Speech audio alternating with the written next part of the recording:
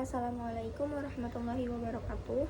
Perkenalkan, nama saya Ailika Nurhayati dengan NPM 109032304. Di sini saya akan menjelaskan tugas kepuasan kerja.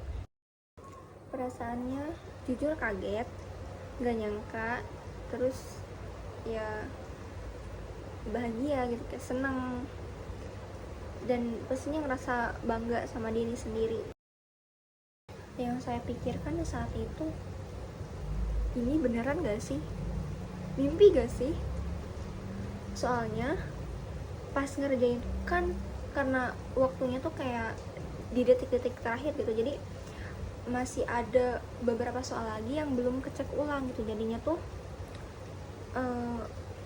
kayak was-was gitu kan. Kalau misalkan materi hitung-hitungan tuh harus sempurna, kayak nggak boleh tipe satu huruf pun gitu, karena ya kalau misalkan tipe ya ngaruh ke hasil akhirnya gitu, pasti hasil akhirnya bakal salah. Tadinya saya mau bilang ke dosennya, Pak, mungkin coba dicek ulangnya, Bapak salah ngoreksi gitu. Dan yang keluar dari mulut saya cuma, makasih Pak. Yang menjadi sasarannya yaitu kepuasan itu mengarah ke nilai yang saya peroleh pada saat peristiwa itu terjadi. Yang membuat saya puas adalah karena effort yang sudah saya lakukan sebanding dengan nilai yang saya dapatkan. Meskipun awalnya saya nggak berekspektasi kalau jawabannya tuh bisa bener semua gitu, dan dapat nilai yang wow. Soalnya pas awal tuh ekspektasinya cuma sekedar ya dapat nilai tinggi gitu, tapi enggak expect kalau bisa bener semua jawabannya. Selain itu, adanya apresiasi dari dosen dan juga teman-teman sekelas. Setelah lembar kertas jawaban UTS mata kuliah X dibagikan, saya langsung duduk ke kursi. Kemudian saya melihat kertas tersebut cukup lama. Lalu ya udah, saya lipat kertasnya dan simpan di tas. Kalau dari segi afektif, ketika pertama kali mengetahui bahwa saya mendapatkan nilai segitu, saya merasa ya sangat senang gitu, dan terkejut juga. Ada perasaan kayak berbunga-bunga gitu, dan bangga karena usaha saya selama ini ternyata membuahkan hasil yang luar biasa, bahkan melebihi ekspektasi saya. Sejujurnya saya merasa agak gak percaya sih dengan hasil tersebut. Meskipun memang saya ada ekspektasi dapat nilai tinggi, tapi saya tidak pernah berekspektasi kalau jawabannya tuh bisa benar semua dan mendapatkan hasil yang memuaskan banget. Saya merasa dihargai atas kerja keras saya dan juga diapresiasi oleh dosen maupun teman-teman sekelas. Hal itu membuat saya merasa sangat puas. Dari segi kognitif, setelah emosi tersebut, saya mulai merenung dan berpikir. Saya mulai menyadari bahwa hasil ini bukan kebetulan ataupun keberuntungan, melainkan hasil dari usaha dan strategi yang saya terapkan sebelum UTS. Saya berusaha memahami materi dengan baik dan juga saya sering latihan soal. Lalu saya berusaha untuk lebih teliti, karena kalau materi hitung-hitungan tipe satu angka bakal mempengaruhi hasil akhirnya.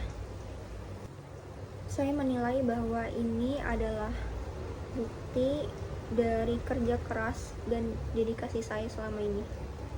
Dari segi perilaku, setelah merasakan kebahagiaan dan merenungkan pencapaian ini, saya merasa lebih termotivasi untuk terus belajar dengan lebih baik, lebih giat, bukan semata-mata untuk mengejar nilai sih, lebih ke oh kalau misalkan saya bisa dapat hasil yang baik berarti saya ngerti materi ini.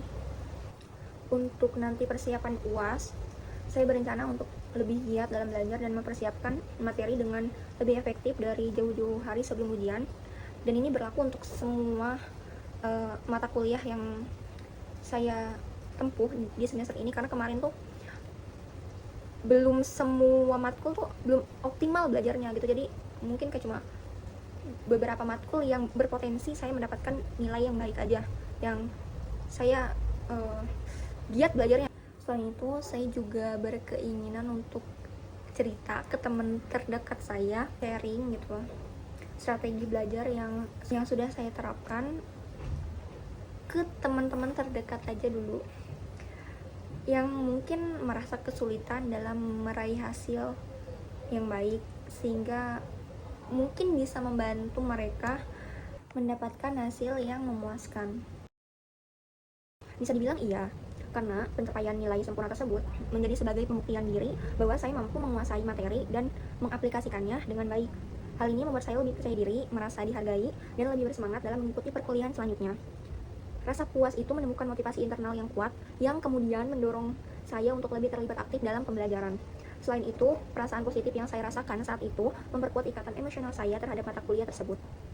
Saya merasa bahwa usaha saya dihargai oleh sistem penilaian dan pengajar dan juga teman-teman saya, sehingga saya menjadi lebih terbuka untuk menerima materi, lebih fokus, dan ingin terus mempertahankan pencapaian tersebut. Menurut saya, ada kemungkinan dapat berubah. Contohnya, saya bersikap seperti itu karena pertama kalinya dalam sejarah perkuliahan saya mendapat nilai yang benar-benar memuaskan dan sesempurna itu. Dan kalau misalkan saya keseringan dapat nilai sempurna mungkin dalam setiap mata kuliah ya, misalnya sikap saya mungkin cenderung biasa aja karena udah keseringan dapat nilai yang bagus, yang sempurna. Jadi rasa puasnya menurun. Ya meskipun tetap bahagia, tapi nggak sebahagia saat pertama kali mendapatkan pencapaian tersebut. Jadi peristiwa yang terjadi yaitu saya mendapatkan nilai sempurna dalam mata kuliah X secara langsung mencerminkan 3 komponen utama dalam expectation theory, yaitu ekspektasi, instrumentalitas, dan juga valensi. Nah, ketiga komponen ini berjalan selaras dan memperkuat kepuasan serta motivasi saya dalam belajar. Yang pertama, ekspektasi, hubungan antara upaya dan kinerja. Probabilitas yang diterima oleh individu yang mengarahkan sejumlah usaha tertentu akan menghasilkan kinerja. Saya percaya bahwa usaha maksimal saya akan menghasilkan kinerja yang baik. Saya belajar dengan serius, terus banyak berlatih soal, dan juga berusaha memahami materi dengan baik. Nah, ini menunjukkan bahwa persepsi saya terhadap hubungan antara usaha dan nilai sangat kuat. Karena itu, saya termotivasi untuk terus belajar, karena saya percaya bahwa kerja keras saya memang akan berdampak pada nilai yang akan saya dapatkan nantinya. Yang kedua, instrumentalitas, hubungan antara kinerja dan imbalan. Sejauh mana individu percaya bahwa berkinerja pada tingkat tertentu akan mengarah pada pencapaian hasil yang diinginkan. Setelah berusaha dan mendapat nilai yang sempurna, saya melihat bahwa kinerja saya benar-benar dihargai dan diakui, baik oleh dosen maupun teman-teman sekelas. Nah, artinya ada hubungan yang jelas antara pencapaian akademik saya dan imbalan yang saya terima, seperti pujian, pengakuan, dan rasa bangga.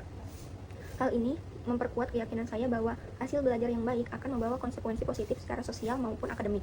Yang ketiga, valensi, hubungan antara imbalan dan tujuan pribadi. Sejauh mana imbalan organisasi memuaskan tujuan atau kebutuhan pribadi seseorang dan daya tarik imbalan potensial tersebut bagi individu tersebut. Imbalan yang saya dapatkan, baik itu pengakuan, kepuasan pribadi, maupun dorongan untuk melanjutkan belajar, memiliki makna dan nilai yang tinggi bagi saya secara pribadi. Saya tidak hanya mengejar nilai sebagai angka, tapi lebih dari itu, saya merasa bahwa pencapaian ini merupakan bukti bahwa saya mengerti materinya. Dan juga saya sedang berada di jalur yang tepat untuk mencapai tujuan besar saya, yaitu lulus dengan IPK tinggi. Nilai ini menjadi bagian penting dalam usaha saya untuk mempertahankan IPK dan meningkatkan IPK juga, agar nantinya saya bisa memenuhi syarat untuk mendaftar program beasiswa S2 ke luar negeri. Nah, oleh karena itu, valensinya sangat tinggi, karena imbalan yang saya harapkan bukan hanya bersifat akademik, tapi juga sangat bermakna secara emosional dan berperan penting dalam perjalanan pendidikan dan masa depan saya. Sekian penjelasan saya. Wassalamualaikum warahmatullahi wabarakatuh.